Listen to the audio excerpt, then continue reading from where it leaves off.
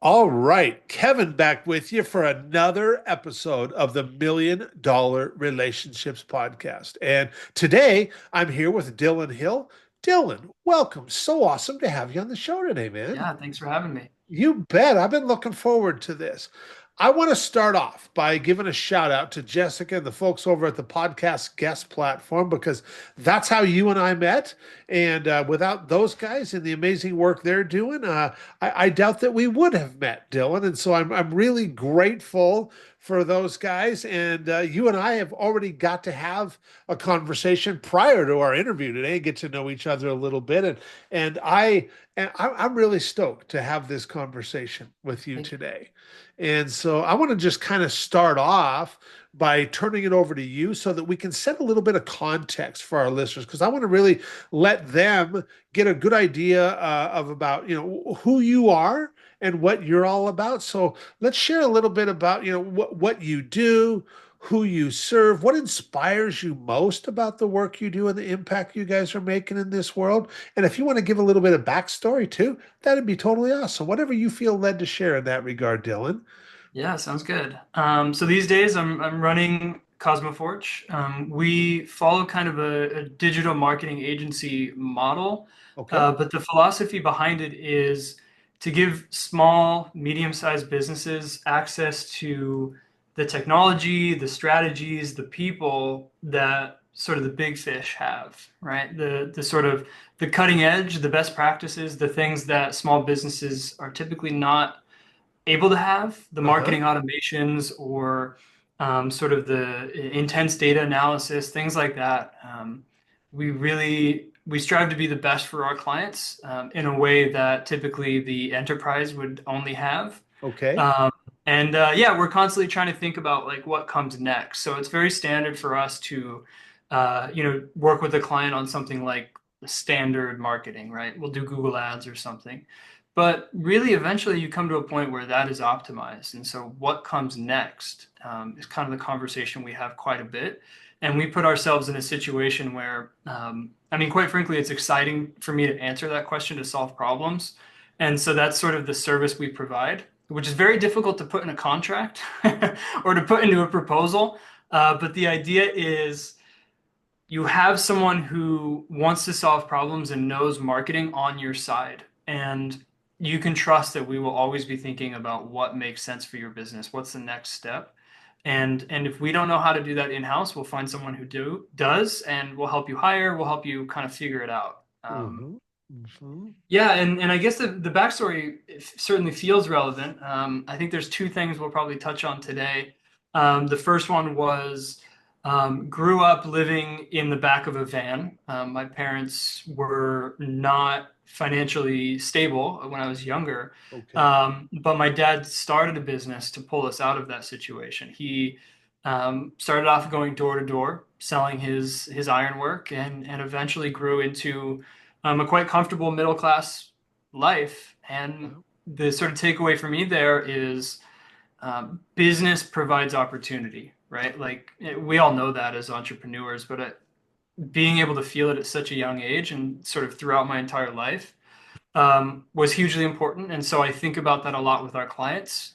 With digital marketing, it's easy to get caught up in the jargon, right? And as a result, it's easy to sometimes get taken advantage of by your marketing partners. And so it's very important to for us to think about that. Like when someone retains our services, it is often um, deeply important to who they are and what they're trying to make possible in their own lives. So that's kind of the big first one. The second big one, a lot of details. I can sometimes get lost in the sauce. So happy to dive into those details if I miss anything you feel is useful. But long story, semi short, I was attending university. My childhood best friend was diagnosed with terminal cancer, and the doctors they gave him 1 year to live. okay. And after some careful thought on that sort of reality, I came to the conclusion to drop out of college and create a foundation in his honor. And basically, it was an excuse to finally take that road trip we always talked about to pursue our bucket list. And tons of things happened. But the big one Number four on our bucket list was to break a world record. And that was made possible sort of by a video series that we made that went super viral about our friendship, after he was diagnosed, after I dropped out. And we broke the record for the largest bone marrow donation drive. Wow. Him having leukemia, he was looking for a perfect genetic match, something that not even his sister was able to accommodate. Not accommodate, but she did not meet that threshold Uh-huh. because it's a little bit more than a blood type match. There's like 6 or 7 different markers that Okay. need to be matched. So we said, on the surface, we said it would be nice to go out with a bang. I think deep down, we said, yeah, but what if? Like, what if we got enough awareness that it worked and you found that perfect genetic match, that statistical anomaly? So 13,000 people, they helped us break that world record. 13,000 people basically signed up to donate an organ in our honor, which was crazy, but even more mind-blowing. One of those people did help us beat the statistical odds, and he found a life-saving donor. He's been in remission, essentially. Our world record led to his life being saved. A lot of things came from that emotionally and sort of naturally that changed the trajectory of my life in a lot of different ways. Yeah. But I think most relevant is dreaming big is very different in my mind than someone else's. I'm very fortunate to have lived through coming up with the moonshot, executing the moonshot, and it worked. Yeah. And it was quite the moonshot. It was a moonshot that is just difficult to put into words, honestly. And that has definitely changed my perspective. And that kind of fits into the narrative too that I'm experiencing with our clients and with my company. Sometimes you just got to dream big because sometimes it happens. Yeah. And what my co-founder has to do quite a bit is say, well, let's just contextualize that. So, if it does fail, there's a purpose to the failure. But yeah, the experimentation is something that in my life has saved my best friend's life. So Yeah. why would we Yeah. continue to not experiment with things that probably a little bit less important in the grand scheme of things, but just as fun, to go through the Yeah. journey. So those are the two big ones I mean, that have. that is such a phenomenal story. And I remember Thank you. before you and I even met or talked for the first time, just looking at your profile on the podcast guest website and stuff, Yeah. and finding that website of yours where you talked about this. And I was just so inspired. I remember Thank you. even when I reached out to you for the first time, telling you, man, I am really inspired by your story of you helping your friend, and this whole idea of thinking big. And I mean, I for one I am so right in alignment with you, Dylan. I am a huge believer in thinking big and taking moonshots, because even if we didn't hit them, we're going to end up being so much further ahead just because we took the Yeah. opportunity, We're going to learn so much about Oh ourselves. my gosh. Yeah, and I'll tell you, in my experience, I am a connector and conduit of trust for a lot of entrepreneurs Right. and entrepreneurs who are doing really big things. And I've had this vision for a while that I just wanted to be a guy who facilitated really big deals, Yeah. and and we've got there now. And the thing is like, if I would have never like kind of, I mean, man, I look at what I would be missing out on if I wasn't doing what I get to do now, because I can only imagine how much joy and satisfaction you got from just that whole process, not just the end result, which the end result was absolutely amazing, but Yeah. the whole journey of it and all the connections you made. And like how many did you say? 13,000 people plus came Yeah. on board for this journey with you guys and Yeah. stuff. And you impacted all those lives. And it's just by allowing them to be a part of that journey because it made them feel inspired too, you Yeah. know? I remember there was this particular moment, and it kind of ties into the idea of helping small businesses be like the big guys. We had the idea of breaking the world record, and we were sitting there around this whiteboard, and we're like, okay, well, how are we going to do it, right? And we were talking about the ice bucket challenge was a huge thing. We were I talking about the remember staple that. challenge. We were like, we want people to this point. I skipped over quite a bit of details, but to this point hundreds of people have helped us with our entire bucket list, right? We, for example, wanted to go to space. We haven't gone to space, as you could probably guess, but we did get a tour from SpaceX, and the person who facilitated that was an audience member for our bucket list item of being on TV when we were on the Steve Harvey show. So it was just like Wow. time after time was just these average people who had this brief moment of connection with us that spiraled and snowballed into these opportunities. And we wanted to sort of, I guess, appreciate that in sort of this last hoorah, right? And so it was very important to us to sort of have the average person on board. And so the campaign we came up with, it was probably could have used better naming, but was Lemons for Leukemia. Okay. And the idea was when life hands you lemons, how do you make your lemonade? And please make lemonade as creatively as you can. Help us break this world record. He was diagnosed with terminal cancer. This is us making our lemonade.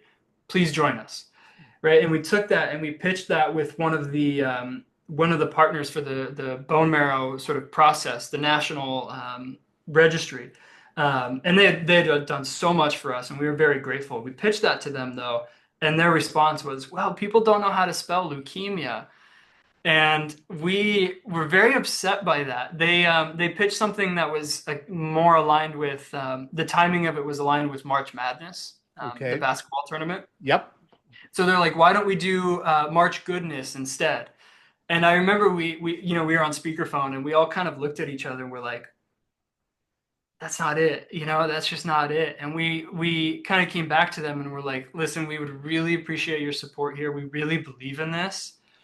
And they're like, "Yeah, but we got the team gathered here, all of our marketing people, the whole boardroom.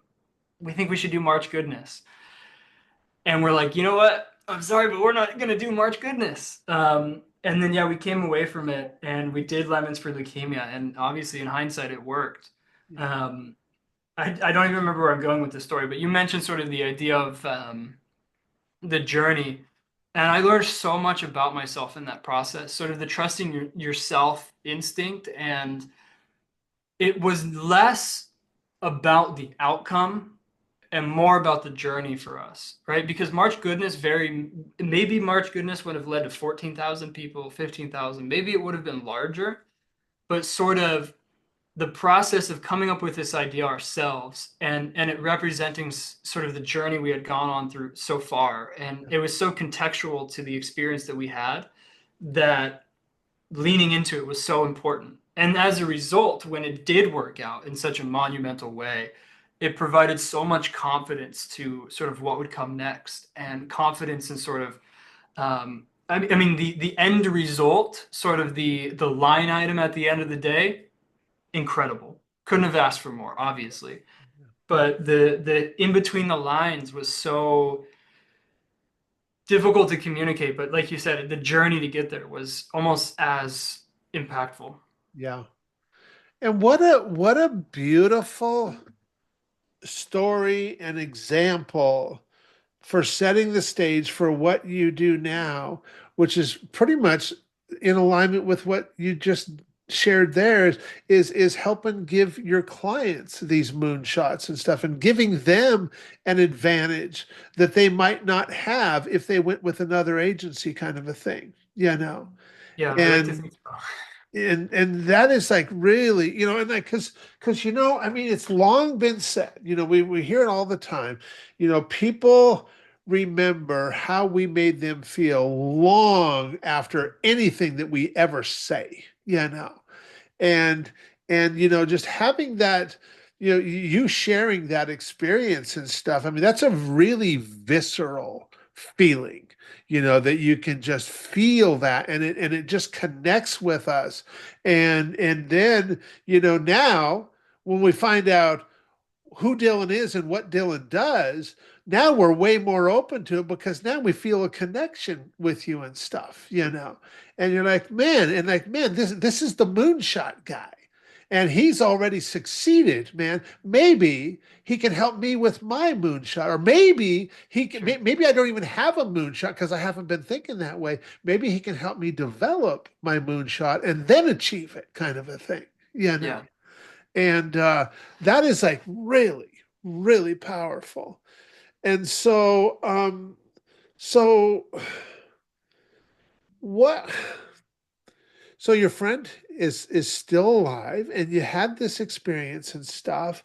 And I mean, what what did what did that? I mean, what was the big takeaway for you personally from that whole thing?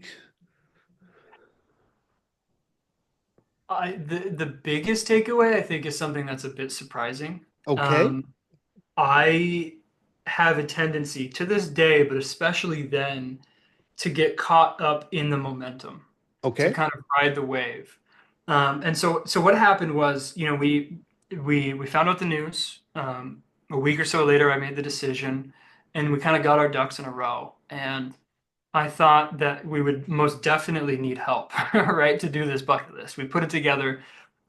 We put it up on some Squarespace website, and we're like, okay, let's make a video explaining this concept. We'll send it to our friends, our neighbors, and we'll make a couple thousand in donations to be able to go on this road trip, to be able to, visit this place or whatever it was. And that video within 24 hours had 500,000 views. wow, And to this day has, last I checked, a quarter of a million. Excuse me, a quarter of a billion wow, um, wow, across all of social media, like that story. And in between that is a meteoric sort of momentum, right? What happened in the first 24 hours is we had heard from Jack in the Box, from Red Bull, from these huge brands saying we want to make this possible for you, right? We wanted to go skydiving, for example. Red Bull reached out and they said, "Hey, we have our world-class skydiving team, the wow. skydiving team that they do all of the sort of live action camera work for when Uh-huh. you're skydiving. Like if you can imagine Mission Impossible skydiving Yeah. shots, those are all them. Like it's the skydivers. We want to reach out." And what that meant for me was missing out on an email or missing out on a phone call or sort of not paying attention to the opportunities in front of us is we miss something like that. Yeah. And that meant that I felt like in a sense that I would be letting my friend down, I suppose, if I missed that email or if I didn't take this seriously or I didn't take advantage of that momentum, Uh-huh. right? And Mhm. that was very stressful for me. It was unfortunately much more stressful for him. I mean, he had cancer, right? Like, yeah, it's cool that we can go skydiving, but I still have terminal cancer, right? And so there were moments. There was one particular moment where we had forgot to basically say thank you to the people who facilitated a bucket list item for us Okay. because we would always shoot videos, right? And so we left and we were no longer with the company that helped us. And I was so stressed about like, well, what happens if the next people don't see us saying thank you, and maybe that SpaceX opportunity won't happen because we appear ungrateful. I got way too lost in the sauce. I got way too stuck in the details. Um, and what I learned walking away from that is sometimes in the pursuit of perfection and in the pursuit of optimal, you miss out in the moment and you miss out in sort of in the value of the journey, like you said, the small moments, the things that are chaotic in nature, that are not perfect, that are not optimized, are some of the best moments. Yeah. Um, and you got to find a balance between those two. Yeah. And that's something that I've been, in hindsight, working on since then, the Yeah. balance of those two things. Dylan, I love that, man. I love that because, we do, I mean, especially as so many entrepreneurs, we're always striving for optimum, highest conversion and best results and all of that kind of thing, and for as close to perfection as we can get. Yeah. And maybe that even causes us to act a certain way that's not even, maybe not even in alignment with like how we really want to show up, which might be our goofy self. And Right. but I can't show up that way because Yeah. people wouldn't take me seriously then, or whatever. And yet I will tell you, Dylan, I used to be that way. And heck, especially as a kid, man, because kids are that way. They just want to fit in. Teenagers and high schoolers, they just want to fit in. And so a lot of times, I mean, I have three kids that are all teenagers now. And, it is about fitting in and just like making friends and all that. And even acting in different ways so that they will Right. fit in. And I remember that stuff from when I was a kid. Yeah. And now, I'm at this point, and I met this guy 12 years ago, actually 13 now, who, one of his mantras was, Kev, I've got nothing to prove and nothing to hide, man. I And like it. I'm like, what an amazing place that must be to be in. Right. I was like, man, I want to be that way. Yeah. And he's like, Kev, then just be that way. He's like, Right. that's how we're born, is that way. Yeah. And now my life is totally that way. And I'm okay if stuff isn't perfect. And I'm okay because, people are looking, people want to connect with like-minded people who are just real, and who aren't polished, and try to come across a certain way, but they just want real, meaningful connection. And when they get that, and then they find out that, like, damn, Dylan's pretty much a rock star at what he does. Kevin's pretty much a rock star at what he does. And I just like him, man. And Right. so I'm going to talk to him and see if he might be able to help us out. Yeah. We've And uh we've established this bit of an internal motto. We say it needs to be excellent enough. And the idea is like it serves its purpose, but if we spend too much time trying to perfect it to get that last little 1% optimal performance, we're gonna miss the mark because we're gonna delay and we're not gonna get it out there, right? And came up with that from a business context first, but I'm definitely trying to apply that more in my life for the reason you're mentioning, where it's like be excellent, but don't lose out in the data. Don't lose out in the fun stuff, in, yeah, in in the reason you are excellent, and just enough to be excellent, but don't worry about that last little marginal yeah, um, difference. yeah, yeah. Well, now that we've got some context set here now, I want to shift gears just a little bit.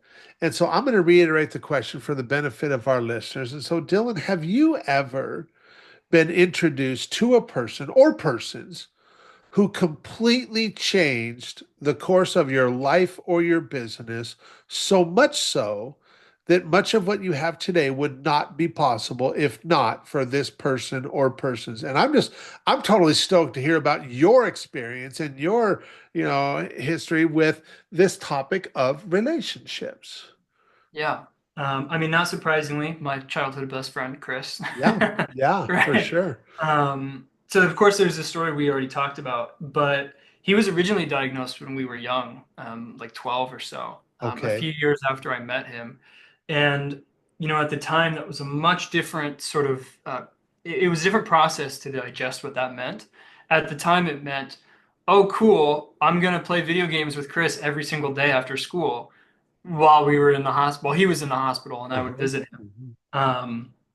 And then he entered remission and great, we moved on. But in high school, so before all this bucket list stuff in high school, um, I was trying to get into a good college, completely selfish behavior. I started volunteering. And the volunteer opportunities available for a 16, 17-year-old are they're not the same as when you're an adult, Okay. essentially. And I was very bored. I was very frustrated. I was very unfulfilled by filing paperwork or packing boxes and not really sort of having this hands-on interactions that I might have expected. And so I was sort of reflecting on the experience with my friend and the experience I had with these volunteer opportunities. And so I started a 501(c)(3 at the time that brought video games to kids in the hospital. Okay. And that was before the Bucket List Foundation. And that in itself taught me so much about myself, and so much about what I was capable of. That's where I learned to make a website, which ultimately made a website that went viral, with him. So definitely sort of the peak of our relationship is very clearly life changing. Yeah. But there was so much stuff before that, um, that added so much context, so much confidence, so much um, volume to where I am now. That yeah, I'm just very grateful for the entire journey. Yeah. Yeah. Yeah. Wow. Um, you said there might be a few other people that you wanted to honor too. I want to make sure and give you time to do that and stuff Sure, too. sure. At the top, I mentioned, my dad sort of bringing the family out of poverty. There's the obvious side of that, which is thank you for feeding me. Yeah. Yeah, for Um, sure, right? uh, Definitely. But there's the other side of it too, because I think sort of the conversation around perfection and excellence and optimization, I think I sort of saw the downsides of what that could do. I think because he was very literally feeding his family with each additional phone call that he took or each additional hour that he worked, literally pulling us out of very difficult circumstances, he would always take that extra hour or always take that extra phone call. And my relationship with my dad is very close. It might saying that might suggest that I don't talk to the guy. But no, there was a period when I was younger where it was like he had difficulty, stereotypical, like he's working on the weekends, he can't make the play and stuff like that. Which in his older age he's definitely resolved, but um, being around my peers.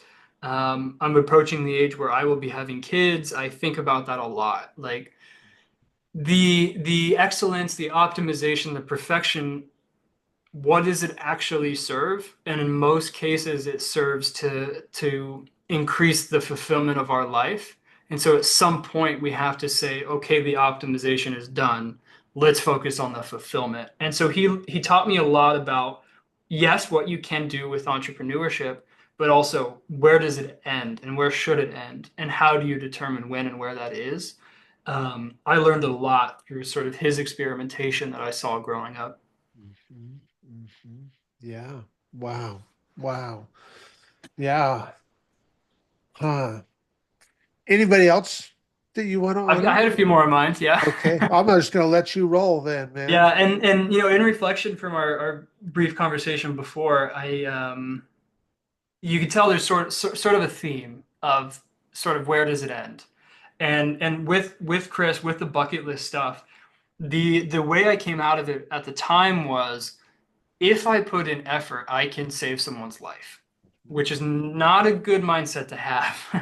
Because then when you don't feel like putting in effort, the implied consequence is someone's life will not be saved. Yeah. Or, if I don't do this, the client will be unhappy, or I'll lose my job, or I'll get a bad grade, or whatever it is.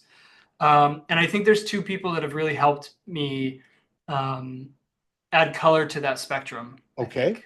So definitely number one is my fiance. She she is very different than me in the context of she is very much we will figure it out.